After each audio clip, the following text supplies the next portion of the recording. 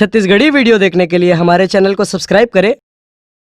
और दबाएं इस बेल आइकन को ताकि हमारे वीडियो के नोटिफिकेशन आपके पास पहुंचे सबसे पहले।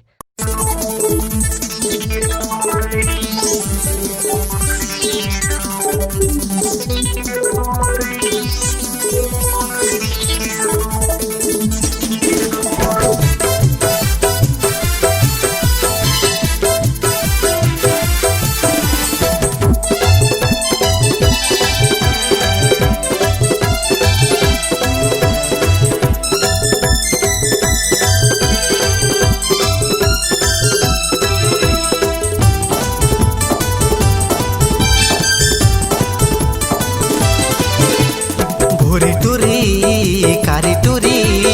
भूरी टूरी कारी टूरी भूरी टूरी कारी टूरी भूरी टूरी कारी टूरी भूरी टूरी करे दिल चोरी चोरी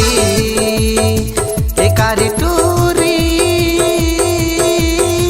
करे दिल चोरी चोरी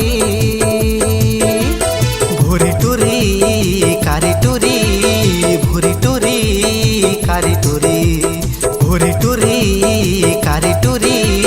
भूरी टूरी कारी टूरी।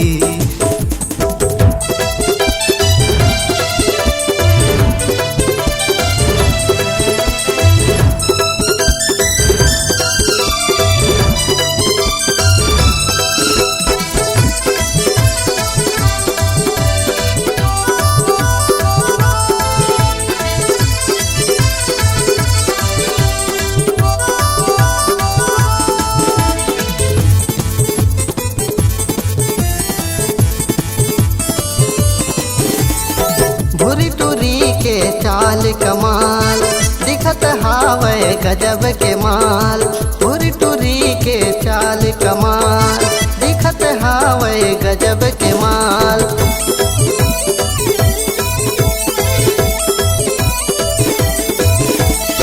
भूरी टूरी के चाल कमाल दिखत हावे गजब के माल भूरी टूरी के चाल कमाल दिखत हावे गजब के माल भूरी टूरी करे दिल चोरी चोरी कारी टूरी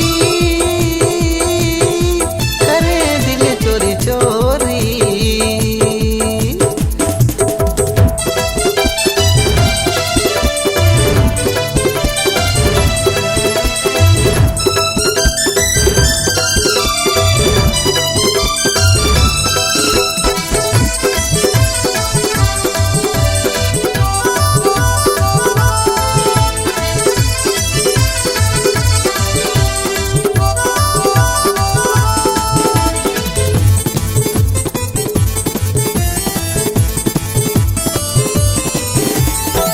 आँखी हवे तोर भूरी भूरिया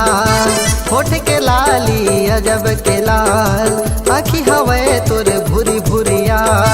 होठ के लाली अजब के लाल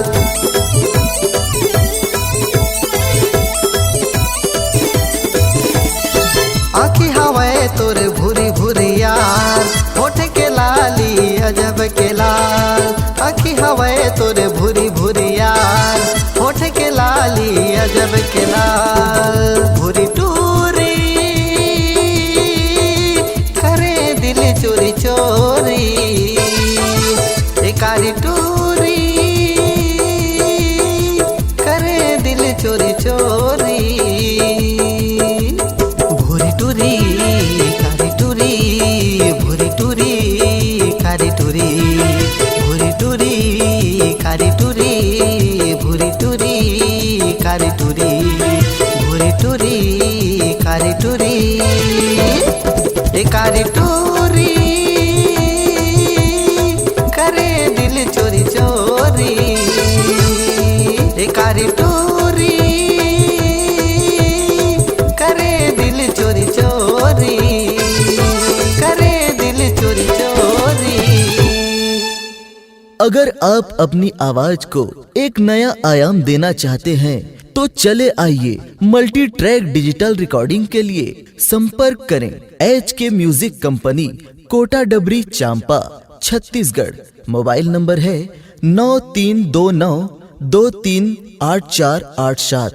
और 8085380339।